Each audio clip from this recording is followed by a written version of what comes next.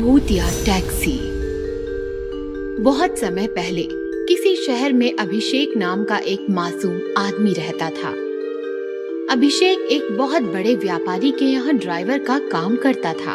एक दिन वो अपने मालिक को गाड़ी में बैठाकर कहीं ले जा रहा था, तभी गाड़ी पेड़ से जाकर टकरा गई। ये तूने क्या किया?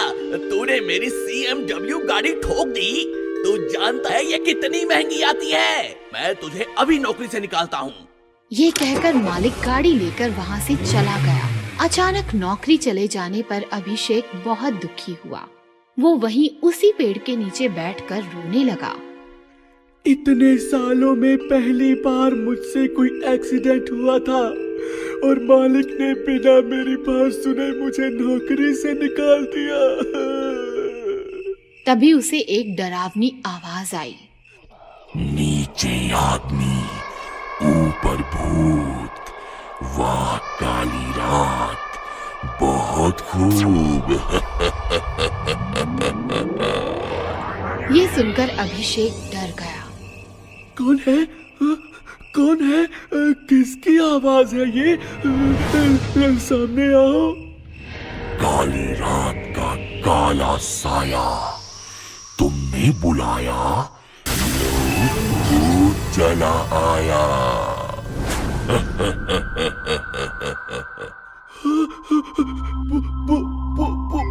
भूत? तो पीपल के पेड़ से भूत नहीं तो क्या आम टपकेंगे?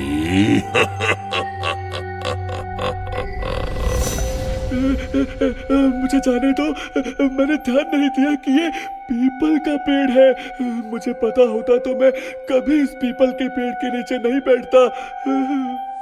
ये इंसान मुझे मासूम सा लगता है, क्यों ना इसका फायदा उठाया जाए। पीपल के भूत का कर्ज चुकाओ, मर जाओ या मददगार बन जाओ। क्या मतलब? मतलब ये कि या तो मैं तुम्हें अभी खा जाऊं या फिर हम एक दूसरे के मददगार बन जाएं। तुम मेरी मदद करो और मैं तुम्हारी मदद करूं। वो कैसे? मैंने सुना है तुम्हें तुम्हारे मालिक ने नौकरी से निकाल दिया, तो मैं तुम्हें नौकरी दिला देता हूँ और इसके बदले में तुम मेरी भूख मिटाओगे। लेकिन मुझे तो गाड़ी चलाने के अलावा कुछ नहीं आता। ठीक है, तो मैं तुम्हारी टैक्सी बन जाता हूँ। तुम सारा दिन टैक्सी चलाकर पैसे कमाना और हर रात मैं एक सवारी खाऊंगा। मैं ये नहीं कर सकता। ठीक है, तो मैं तुम्हें अभी खा लेता हूँ। मैं ये कहाँ फंस गया? मुझे इसे हाँ कहना ही पड़ेगा, नहीं तो ये मुझे अभी खा जाएगा। ठीक है, मुझे मंजूर है। अब तुम चलाओगे भूतिया टैक्सी और मैं खाऊंगा सवारियां। अगले दिन से अभिषेक भूतिया टैक्सी चलाने लगा। अब वो सारा दिन सवारियों से पैसे कमाता और रात होने पर आखिरी सवारी को एक सुनसान सड़क पर ले जाता। क्या हुआ? तुमने इस सुनसान सड़क पर टैक्सी क्यों रोक दी? माफ करना बहन जी, लेकिन अब मेरी टैक्सी का खाने का टाइम हो गया है। क्या मतलब? मतलब ये कि अब मैं तुम्हें खाऊंगा। अचानक भूतिया टैक्सी अपने असली भूत वाले रूप में आ गई। और भूत ने उसे खा लिया। ऐसे ही कुछ महीने बीत गए। फिर एक रात एक आदमी टैक्सी के पास आया और बोला, भाई साहब, क्या आप मुझे घर छोड़ देंगे? जी जरूर, आइए टैक्सी में बैठ जाइए। कुछ आगे जाकर अभिषेक ने गाड़ी रोक दी। आपने गाड़ी क्यों रोक दी? माफ करना भाई साहब, लेकिन अब मेरी टैक्सी का खाने का टाइम हो गया है। क्या मतलब? मतलब ये कि अब मैं तुम्हें खाऊंगा।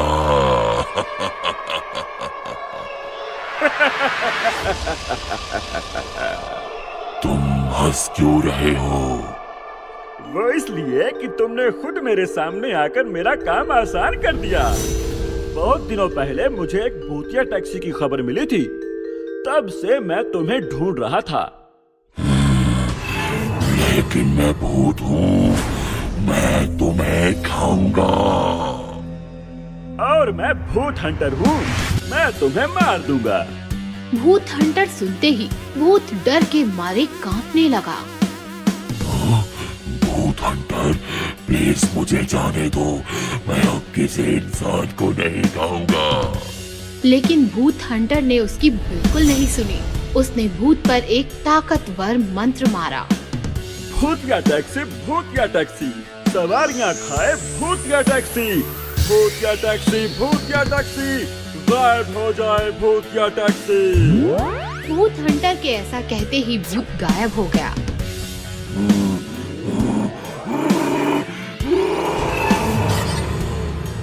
तभी अचानक अभिषेक जोर जोर से रोने लगा। मुझे माफ कर दो भूत हंटर। उस भूत ने कहा था कि अगर मैं उसकी बात नहीं मानूंगा तो वो मुझे खा जाएगा। मैं जानता हूँ ये भूत बहुत चालाक होते हैं, इसलिए मैं तुम्हें कुछ नहीं कहूँगा, तुम जा सकते हो। इस तरह भूत हंटर ने भूतिया टैक्सी का रहस्य खत्म किया और अभिषेक को भी उस भूत के जाल से छुड़ाया। भूतनी आंटी। बहुत समय पहले जंगल में एक बहुत ताकतवर भूतनी अपनी भूतनी बेटी के साथ रहती थी। भूतनी अपनी बेटी का बहुत ध्यान रखती थी। वो रोज जंगल से नए और मुलायम जानवर लाकर उसे खिलाया करती थी। माँ, ये खरगोश बहुत मुलायम है, लेकिन ये बहुत छोटा सा था, इसीलिए कल आप मेरे लिए एक मोटी सी भैंस लाना। ठीक है बेटी। मेरी बेटी छोटी छोटी, भैंस मांगे मोटी मोटी। ऐसे ही समय बीतता गया। अब भूतनी बूढ़ी हो गई और बीमार रहने लगी। अब उसकी जगह उसकी बेटी खाने के लिए जानवर पकड़कर लाने लगी। एक दिन बूढ़ी भूतनी ने अपनी बेटी से कहा, बेटी, अब मैं ज्यादा दिन जिंदा नहीं रह पाऊंगी, इसलिए मैं चाहती हूँ तुम मेरी एक आखिरी इच्छा पूरी करो। बताओ माँ। बेटी, जब मैं छोटी सी थी तब एक बार मेरी माँ शहर से एक मोटा और मुलायम इंसानी बच्चा खाने के लिए लाई थी। मैं चाहती हूँ कि मरने से पहले मैं एक बार फिर से इंसानी बच्चे का स्वाद चखूं। ठीक है माँ, फिर तो आपके अगले जन्मदिन पर हम इंसानी बच्चा ही खाएंगे। इंसानी बच्चे की तलाश में भूतनी शहर की तरफ चल दी। जंगल से मैं आई हूँ, शहर को मैं जाऊंगी। इंसानी बच्चा खाकर अपनी माँ का जन्मदिन मनाऊंगी। शहर पहुंचकर उसने बहुत सारे बच्चे देखे, लेकिन कोई भी बच्चा उसे पसंद नहीं आया। तभी उसकी नजर गट्टू पर पड़ी। ये बच्चा मुझे मुलायम लग रहा है, लेकिन ये तो बहुत पतला है। इसे तो अकेले माँ ही खा जाएगी, फिर मुझे क्या मिलेगा? कोई बात नहीं, मैं इसे खिला खिला कर मोटा कर दूंगी। और वो एक बहुत सुंदर आंटी का रूप लेकर गट्टू के पड़ोस में रहने लगी। फिर एक दिन वो गाजर का हलवा लेकर गट्टू के घर गई। मैं गट्टू के लिए गाजर का हलवा लाई हूँ। Thank you aunty. अब भूतनी रोज किसी न किसी बहाने से गट्टू को स्वादिष्ट खाना खिलाने लगी। इतना स्वादिष्ट खाना खाकर गट्टू बहुत मोटा हो गया। भूखी भूतनी का खाना खाकर गट्टू हो गया मोटा मोटा। अब मोटे गट्टू को खाकर भूतनी भी होगी मोटी मोटी। अगले ही दिन भूतनी आंटी ने गट्टू से कहा, मैं शहर से थोड़ी दूर बने रेस्टोरेंट पर खाना खाने जा रही हूँ। क्या तुम मेरे साथ चलोगे? हाँ हाँ, मैं आपके साथ जरूर चलूंगा। और फिर भूतनी गट्टू को अपने साथ लेकर जंगल की तरफ चल दी। जैसे ही गट्टू ने जंगल देखा, उसने भूतनी से पूछा, आंटी, आप मुझे जंगल में क्यों ले आई? आपने तो कहा था हम रेस्टोरेंट जा रहे हैं। तभी अचानक भूतनी अपने असली रूप में आ गई।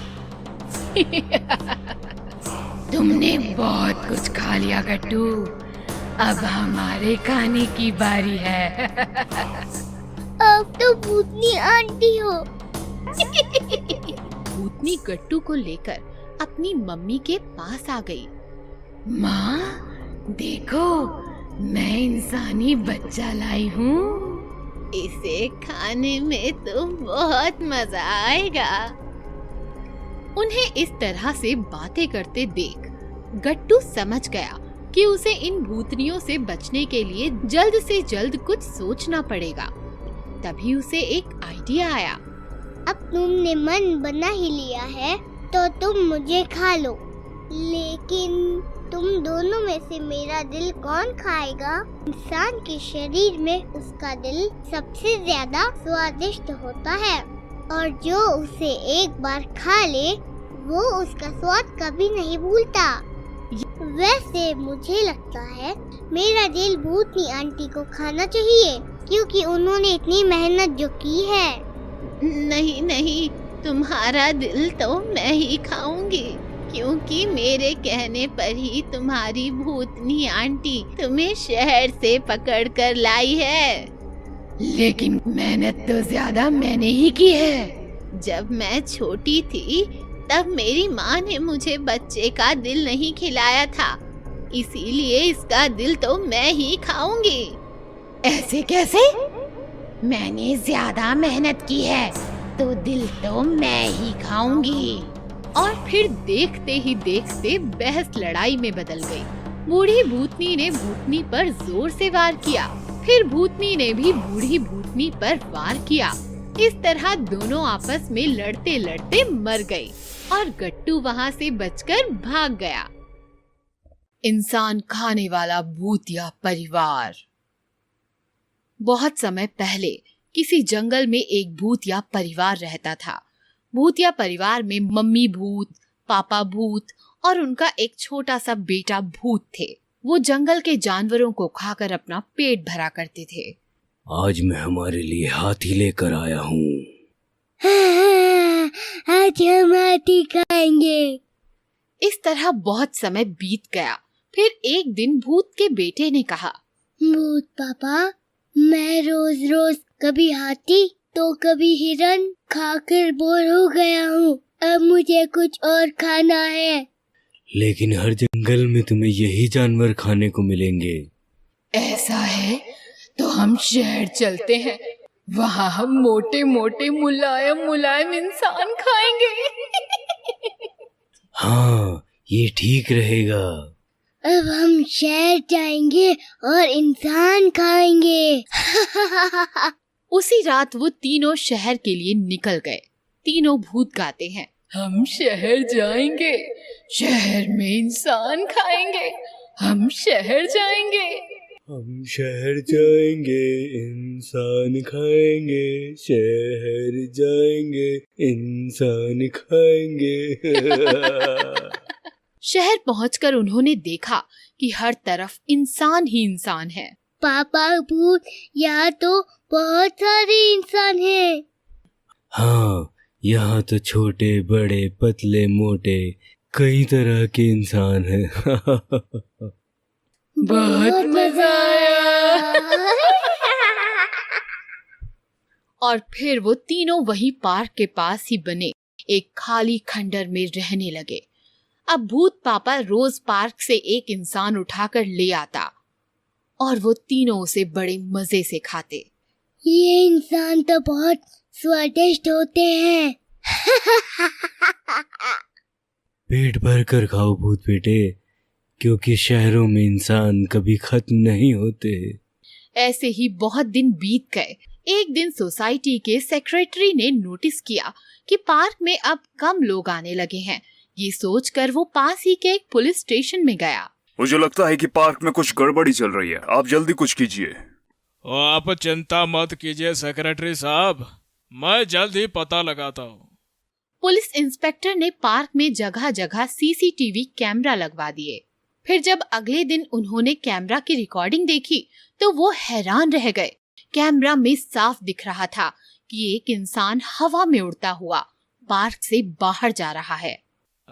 सेक्रेटरी साहब, ये इंसान ऐसे उड़ता हुआ इस खंडर में क्यों चला जा रहा है?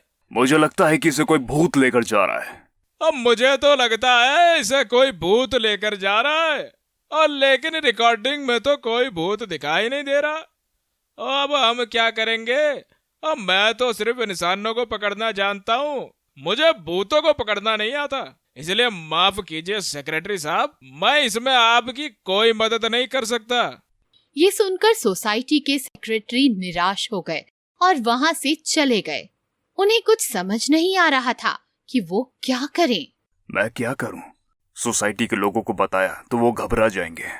ये सोचकर उन्होंने किसी को कुछ नहीं बताया और दूसरी तरफ रोज पार्क में एक इंसान गायब होता रहा। अब सेक्रेटरी से रहा नहीं गया। उन्होंने सोसाइटी के सभी मेंबर्स की मीटिंग बुलाई और उन्हें सारी बात बताई और कहा, ये भूत पार्क के पास वाले खंडर में रहता है। अब आप ही बताइए मुझे क्या करना चाहिए। भूत का हम क्या कर सकते हैं? मुझे लगता है हमें ये सोसाइटी छोड़कर चले जाना चाहिए। लेकिन हम इतनी बड़ी सोसाइटी छोड़कर कहाँ पर जाएंगे? लेकिन यहाँ रहे तो भूत हमें खा जाएगा। हाँ, मगर सोसाइटी को छोड़कर भागना गलत होगा। मुझे लगता है कि हमें उन भूतों को यहीं से भगाना चाहिए। लेकिन कैसे? मेरे पास एक आइडिया है। और फिर आइडिया के अनुसार उन्होंने पूरे पार्क में पोस्टर लगवा दिए कि अगले हफ्ते सेक्रेटरी साहब का जन्मदिन है और अपने जन्मदिन पर सेक्रेटरी साहब भूत का बना केक काटना चाहते हैं। इसलिए जो भी भूत पकड़ कर लाएगा सेक्रेटरी साहब उसे ₹1,00,000 देंगे। जब ये बात भूतिया परिवार को पता चली तो वो बहुत डर गए। ये इंसान तो बहुत खतरनाक है। ये तो हम भूतों का केक बनाकर खाते हैं। अगर हम इन इंसानों के हाथ लग गए तो ये हमारा केक बनाकर खा जाएंगे। पापा भूत, मम्मी भूत, मुझे इन इंसानों से डर लग रहा है। मुझे वापस जंगल जाना है। पापा भूत, मुझे वापस जंगल ले चलो।